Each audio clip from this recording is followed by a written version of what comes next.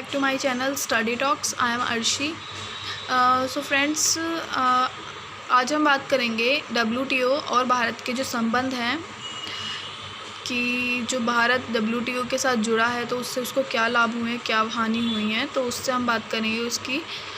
तो फ्रेंड्स, अगर आप मेरे चैनल पर फर्स्ट टाइम आए हैं तो प्लीज़ उसको सब्सक्राइब कर लीजिए और मेरे वीडियोस को ज़्यादा से ज़्यादा शेयर करें, लाइक करें एंड कमेंट करें और बेल आइकन को प्रेस कर दीजिए। ऑल वाले नोटिफिकेशन को ऑन कर दीजिए जिससे कि मेरी आने वाली वीडियो आपको तुरंत मिल सके। तो फ्रेंड्स, आइए स्टार्ट करते हैं। भारत WTO के संस्थापक देशों में से एक है। जब इसका निर्माण हुआ था WTO का, तो भारत भी उसमें शामिल था संस्थापक देश में। भारत का 90% व्यापार उन देशों से होता है जो WTO के सदस्य हैं। भारत का जो व्यापार है, इंटरनेशनल ट्रेड है, वो उन देशों के साथ होता है जो सदस्य हैं WTO के, क्योंकि उससे उसको ज़्यादा बेनिफिट मिलता है। अदरवाइज़ अदर देशों के साथ व्यापार करने से भारत WTO के प्रति अपनी प्रतिबद्धता का अनुसरण करता आ रहा है। मतलब उनके जो भी नियम कानून है, गाइडलाइंस है, उनको फॉलो करता आ रहा है। और भारत और हस्ताक्षर किए गए समझौते के अनुसार WTO के निर्णयों को मानता आ रहा है। इसके अनुसार निर्यातों पर मात्रात्मक प्रतिबंध समाप्त कर दिए गए हैं, टैरिफ दरों को सरल कर दिया गया है। परंतु भारत में इस विषय पर काफ़ी वाद विवाद रहता है कि भारत को WTO का सदस्य रहने से या समझौते पर हस्ताक्षर करने से लाभ होगा या हानि होगी। तो इसके बारे में हम डिस्कशन करेंगे कि WTO के साथ उसको जुड़े रहने से उसको क्या अगेंस्ट जा रहा है, मतलब क्या उसके अगेंस्ट जो भी पॉइंट्स हैं वो बात करेंगे, फेवर में जो पॉइंट्स हैं उसके बारे में बात करेंगे। तो सदस्य होने के विपक्ष में यानी अगेंस्ट में जो बातें हैं वो हम डिस्कस कर लेते हैं। फर्स्ट है कृषि क्षेत्र को हानि।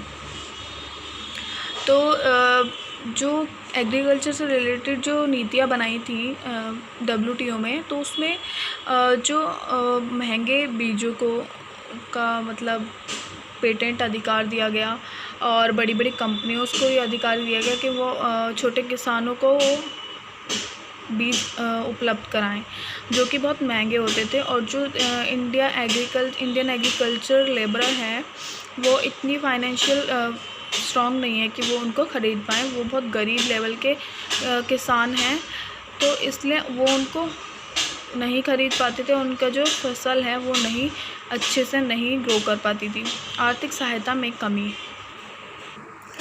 तो WTO का जो मेन मोटिव है वो सर्विस सेक्टर और इंडस्ट्री सेक्टर को बढ़ावा देना है। एग्रीकल्चर का उसका ज़्यादा मोटिव नहीं है। तो जो एग्रीकल्चर जो हमारा सेक्टर है इंडिया में, जो सबसे ज़्यादा एग्रीकल्चर सेक्टर लेबर है इंडिया में, तो उसमें क्या गेट्स जो समझौता है, WTO समझौता जो ये है, इसके अंतर्गत जो कृषि को मिलने वाली आर्थिक सहायता है उनको रोक लगा दिया गया, जिससे कि जो किसानों पर बहुत बुरा प्रभाव पड़ा। थर्ड इज़ खाद्यान्न का आयात। जो हमारे जो ऐसे समझौते किए गए कि जो खाद्यान्न का आयात करना पड़ा, जो कि हमारी जो भुगतान शेष पर उसका संतुलन का बुरा प्रभाव पड़ा, नेगेटिव इम्पैक्ट पड़ा कि जो हमें खाने की चीज़ों का भी आयात करना पड़ रहा है। ये एक बुरी बात है एक देश के विकास के लिए। फोर्थ पॉइंट इज़ प्राकृतिक पदार्थों के पेटेंट अधिकार की प्राकृतिक जो नेचुरल सोर्सेज हमारे देश के, जो हमारी पेड़ पौधे हैं, जितने भी हमारे मेडिकल प्लांट्स वगैरह हैं, जो भी हमारी अच्छी चीज़ हैं, उनको पेटेंट अधिकार कर दिया गया कि कोई भी उसको यूज़ कर सके। जैसे नीम को पेटेंट बना दिया गया, नीम के प्लांट को, कि उससे साबुन या टूथपेस्ट वगैरह जो दवाई वगैरह जो भी बनती है, तो वो हम नहीं उसका यूज़ कर सकते। जो आसपास के क्षेत्र के लोग हैं उन पर उसका काफ़ी बुरा इम्पैक्ट पड़ा। सेवा क्षेत्र को हानि। जो हमारे देश का जो सदस्य देश जो थे उसमें उनके जो सेवा क्षेत्र है, जो बैंकिंग है, बीमा, यातायात, शिक्षा, होटल वगैरह जो भी हैं, ये सेवा क्षेत्र सर्विस सेक्टर जो है उस पर बहुत बुरा इम्पैक्ट पड़ा, क्योंकि जो बहुत से कंपनियां हैं वो उनके साथ कंपटीशन नहीं कर पा रहे थे। तो ये उन पर एक नेगेटिव इम्पैक्ट पड़ा सेवा क्षेत्र पर। एंड वी कम्स ऑन पक्ष यानी फेवर में जो पॉइंट्स हैं इसके सदस्य होने से जो उसको लाभ मिल रहे हैं, वो कि व्यापार संबंधी निवेश उपाय कि जो उसमें जो समझौते किए गए भारत के और WTO के साथ, तो उसमें ये क्या कहा गया कि वो फ़ॉरेन इन्वेस्टमेंट कर सकते हैं, जिससे कि जो उनका व्यापार बढ़ेगा, व्यापार संबंधित निवेश वो दूसरे फ़ॉरेन में कर सकते हैं, जिससे कि उनको इन्वेस्ट करने के बाद जो उनका रिटर्न्स मिलेंगे वो अच्छे रिटर्न्स मिलेंगे, जिससे कि जो उनका देश है वो डेवलप करेगा। सेवाओं में व्यापार का मीनिंग है कि मतलब जो दूसरे देश मतलब जो सदस्य देश जो हैं हमारे देश में आके जो अपने सेक्टर को अपने जो कंपनीज़ को इस्टेब्लिश करेंगे, जो वो बड़ी बड़ी कंपनीज़ लाएंगे, तो उससे जो हमारा बैंकिंग मानो या बीमा या जो भी है, यातायात, होटल वगैरह, वो दूसरे विकसित देश जो आके हमारी कंट्री में वो ओपन करेंगे इसको, तो हमारे देश के लोगों को रोज़गार मिलेगा और वो उनको स्किल मतलब जो वो उनके जो स्किल्ड है, हमारी जो लेबर है वो स्किल्ड हो जाएगी, और जो लोगों के बाहर जाने की समस्या है कि दूसरे देश में जाकर वो व्यापार करते हैं, वो भी समस्या कम हो जाएगी। पलायन की समस्या। कपड़ा उद्योग को सबसे अधिक लाभ होगा इससे, क्योंकि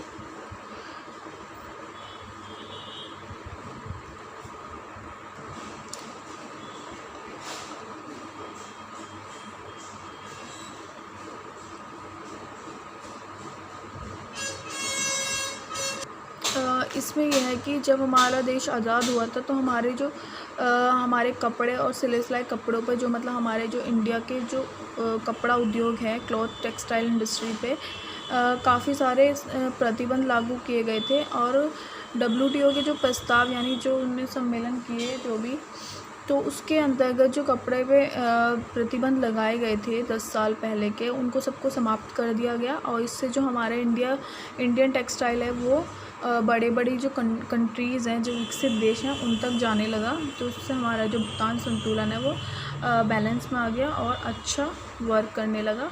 खाद्यान्न के निर्यात में वृद्धि। जब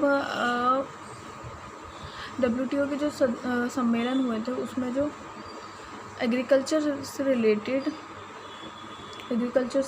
जो भी समिट्स हुए थे उनमें कुछ नेगेटिव है, कुछ पॉजिटिव हैं, और जो पॉजिटिव हैं उनके कारण जो एग्रीकल्चर का जो ग्रोथ है वो काफ़ी बढ़ गई, जिससे कि हम निर्यात करने के लायक भी हो गए, और जो निर्यात भी कर सकते थे हम अपने घरेलू GDP के लिए, मतलब घरेलू मतलब आपदा आने के टाइम के लिए उसको रिज़र्व भी कर सकते थे, और इतना खाद्यान्न हमारे पास अवेलेबल था। बीजों के प्रयोग की स्वतंत्रता कि भारत के मतलब जो भी सदस्य देश हैं उनको उनके देशों के किसानों को या जो भी हैं एग्रीकल्चर में जो लगे लेबर हैं उनको ये स्वतंत्रता दी गई कि वो किसी भी प्रकार के बीजों का प्रयोग कर सकते हैं। उन पर कोई रिस्ट्रिक्शन नहीं लगाएगी कि वो पेटेंट बीजों का ही प्रयोग करें, उनको किसी भी प्रकार के बीजों का प्रयोग करने की स्वतंत्रता दी गई। तो फ्रेंड्स, यही थी मेरी आज की वीडियो। अगर आपको पसंद आई तो प्लीज़ लाइक कर दीजिए और मेरे चैनल को सब्सक्राइब करें और बेल आइकन को प्रेस करें, जिससे कि मेरे आने वाली हर वीडियो आपको टाइम टू टाइम मिलती रहे। Thank you, bye bye.